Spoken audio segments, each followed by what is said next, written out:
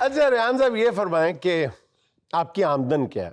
میری آمدن میں ذرا تھوڑا سا اس کو بیک ٹریک کر کے بتاتا ہوں. نہیں بالکل نہیں, اسٹریٹ بتائیں آپ کی آمدن کتنی ہے؟ اسٹریٹ فارورڈ سے سب سے پہلے میں نے بی ایم ایکس چھوٹی سائیکل سے سفر شروع کیا, پھر میں نے آپ کا سفر نہیں پوچھا ریحان صاحب, میں نے سیدھی آپ کی ماہانہ آمدن پوچھی. لاکھوں میں ہے. نہیں ایسے نہیں, کتنے لاکھ ہے؟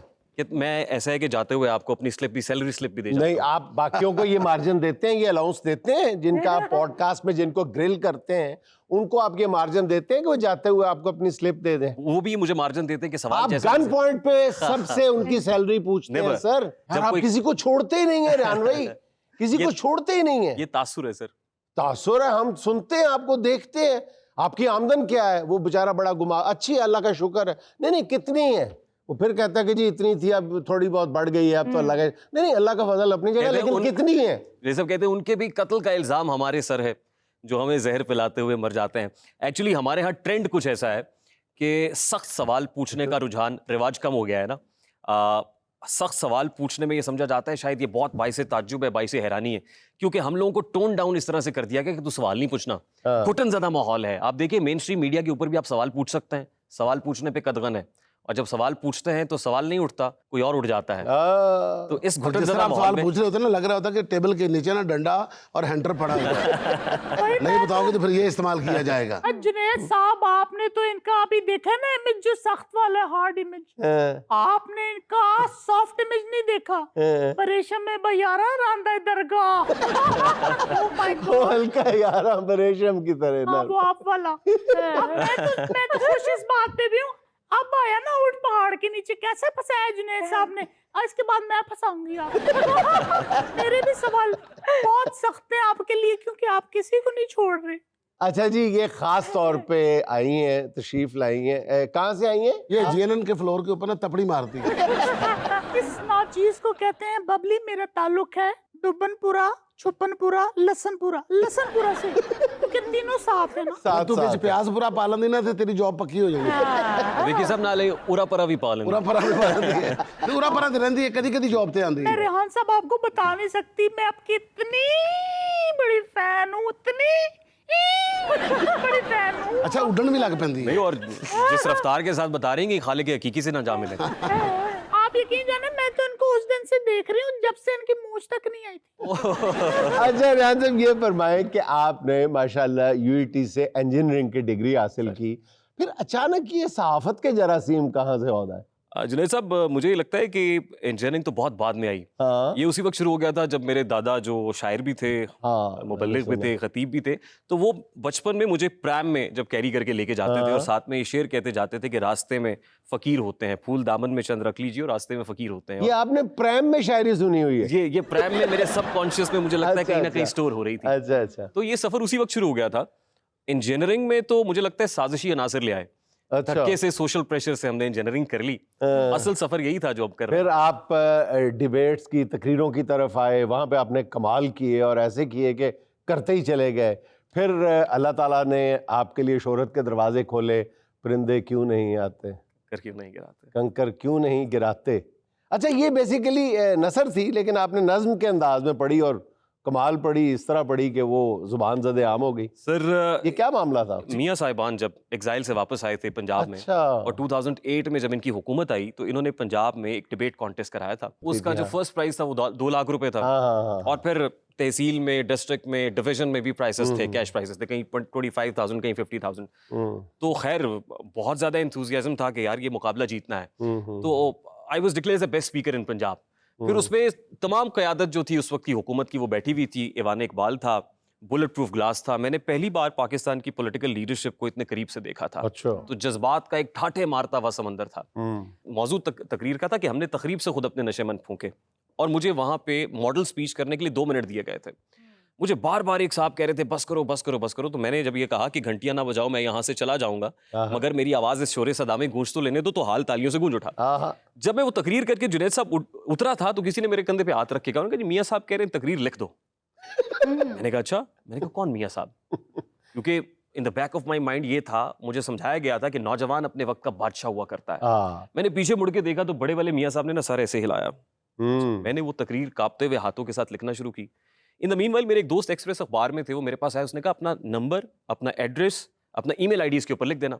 अच्छा 4 रोज के बाद मैं घर में अपने बच्चों को पढ़ा रहा था, उस वक्त मेरे पास ट्यूशन के लिए लोग आते थे। अच्छा रेहान भाई, जब मियाँ साहब ने तकरीर लिखवाने की ये फरमाइश की थी तो इनफैक्ट आप समझे होंगे कि शायद इरफान सिद्दीकी साहब के छाबे पे हाथ मारने की नहीं, इरफान सिद्दीकी साहब को तो उस वक्त भी मैं उस्ताद मानता था। नक्शे ख्याल उनका कॉलम आया करता था, और नक्शे ख्याल पे जो नपी तुली जबान होती थी और जो वोकैबुलरी होती थी, हम उससे बहुत कुछ सीखते थे। इरफान सिद्दीकी साहब से भी बड़ा अच्छा ताल्लुक है सर।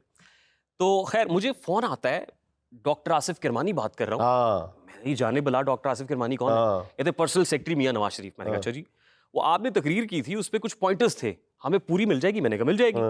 तो कितना टाइम लगेगा? वो चाह रहे थे कि कंपोज फॉर्म में मिले। मैंने कहा 3 से 4 रोज में मिल जाएगी। उन्होंने कहा 3 से 4 रोज ज्यादा, मियां साहब बात करेंगे। तो फोन आता है, अस्सलाम वालेकुम रेहान साहब, क्या हाल है? मैंने कहा जी ठीक ठाक। खैर उन्होंने मुझसे पूछा क्या करते हैं, मैंने कहा जी मैं इंजीनियरिंग का स्टूडेंट हूँ। वाले साहब क्या करते हैं? तकरीर बहुत अच्छी लगी, कितनी देर? मैंने कहा आधे घंटे में आई। कंपोजर से कंपोज कराई, उन्होंने कहा फैक्स भी करते हैं, ईमेल भी करते हैं। मैंने फैक्स भी की, ईमेल भी की, फिर शुक्रिया का फोन आया। फिर एक प्रेजेंटेशन थी जो मैं चाहता था यूथ से रिलेटेड वो दूं, वो पहुंची भी। उसके बाद इनिशिएटिव शुरू हुए। मैं आज आपके प्लेटफॉर्म से बता रहा हूँ कि जो लैपटॉप डिस्ट्रीब्यूशन का जो इनिशिएटिव था या उजाला स्कीम का इनिशिएटिव था, उसमें कहीं ना कहीं हमारा कंट्रीब्यूशन। अच्छा रेहान भाई, ये जरा वजाहत कर दें कि वो जो लैपटॉप स्कीम है उसमें आपकी कंट्रीब्यूशन या हिस्सेदारी किस तरह की थी? आप किस तरह की हिस्सेदारी या शराकतदारी की बात नहीं, कर मैं रहे ऐसी हैं? बात कर रहा हूँ कि आप सिर्फ तजवीज़ कुनिंदा थे। हाँ, तजवीज़ कुनिंदान। ठीक। अच्छा, अपना जवाब बिल्कुल हंस के दे रहे हैं, दूसरे को जब मुझे उसको तो आप थानेदार बने होते हैं। उस वक्त नहीं, मुझे बेटा नहीं कहें आप, वरना मैं भटक जाऊंगा, वरना मैं कहीं ना कहीं ऐसा हो जाऊंगा कि मैं फिर नरम हो जाऊंगा।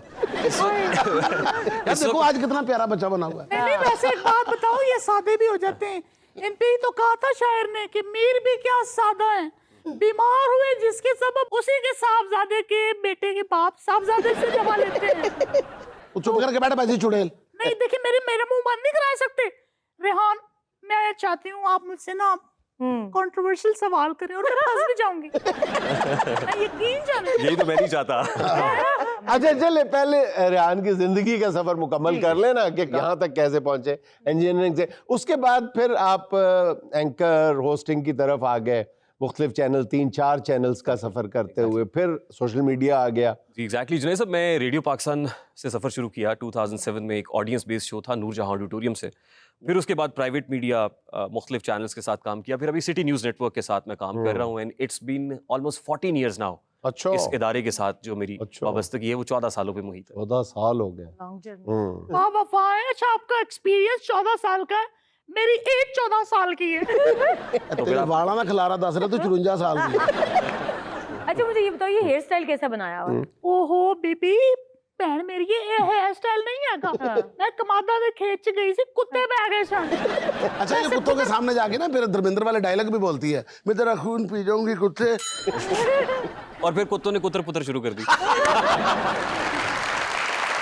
रेहान, अभी हाल ही में आपके 3 पॉडकास्ट बहुत पॉपुलर हुए हैं, जिसमें एक मिस्टर पतलू का था, नदीम नानी वाला, और एक रेहान मलिक। तो आपको सबसे ज्यादा मुश्किल किसके साथ पेश आई? किसने टफ टाइम दिया आप? मुश्किल तो नहीं, बहुत इंटरेस्टिंग लगे। मैं सिर्फ ये कहना चाहता हूँ कि I have many friends but mister Patlu is my best friend. लेकिन एक बात है रेहान भाई कि पतलू ने आपको टफ टाइम बहुत दिया है। विकी भाई देखिए, बात उड़ के पिया जी हो ਤੁਹਾਨੂੰ। ਜਿਹੜਾ ਉੱਡ ਕੇ ਪੈਂਦਾ है ना, वो ज्यादा सॉफ्ट टारगेट ਹੁੰਦਾ है। अच्छा, क्योंकि जब आप खुद बहुत कुछ कहना चाह रहे होते हैं, देखिए इंटरव्यूअर के लिए सबसे मुश्किल काम ये होता है एक ऐसे बंदे का इंटरव्यू करना जो बहुत इंट्रोवर्ट है, बहुत साइलेंट है, जो खुद ही बोल रहा है, उसको बुलाने की जरूरत ही नहीं पड़ती। आप अच्छा, आपके और पतलू के दरमियान जो बात हुई है ना, उसके अंदर जो हालात पैदा होते हैं ना, वो बिल्कुल ऐसे बन जाते हैं। और आपको एक बात बताऊं कि पतलू ने अपनी ब्रॉड के ऊपर डांस करवाना बंद कर दिया, पता है आपको? मेहरबानी है जी। अभी एक सुंबल लड़की है मुल्तान की, वो उसको कहती है कि पतलू मैंने थोड़ा सा कोई एक्शन करना है, कहता सादा एक्शन भी नहीं करना, अच्छा, डांस बिल्कुल नहीं करना, मेरी स्क्रीन पे नहीं करना, रियली? कहीं और जाके करो। जी मैं आपको दिखा भी देता हूँ। उनकी मेहरबानी है सर। नहीं, मैं भी उनके ना उसमें चली गई थी लाइव में, मुझे बोला निकल निकल। अच्छा, इन्हें तो डांस किया, उन्हें अग लाती। वैसे रेहान ना डिबेटर बहुत अच्छे हैं, मैंने भी इनको ना फॉलो किया है, इनके नक्शे कदम पे। मैं एक छोटी सी डिबेट कर रही हूँ। जनाब अली वकार, जिस दौर में उड़ना मुश्किल हो, उस दौर में बैठ जाना ही लाजिम है। क्या बात। आप यकीन माने, मैंने आपका कोई पॉडकास्ट नहीं छोड़ा। मुझे अपने पॉडकास्ट में बेशक ना बुलाएं, मुझे पॉड में ही बुला लें। उसके लिए मेरा ख्याल है कि मुझे 30-35 पतलू चाहिए होंगे पहले। छोड़े, हम तो टॉपिक से ही हट रहे हैं। रेहान मैं आपको बता नहीं सकती मैंने तो आपके वो पॉडकास्ट भी देखे जो आपने अभी तक किए ही नहीं है। मेरा ख्याल है आपने देख लिए हैं तो अब चलाने के काबिल भी नहीं रहे होंगे। मेरी बात आपने फौरन पकड़ ली है?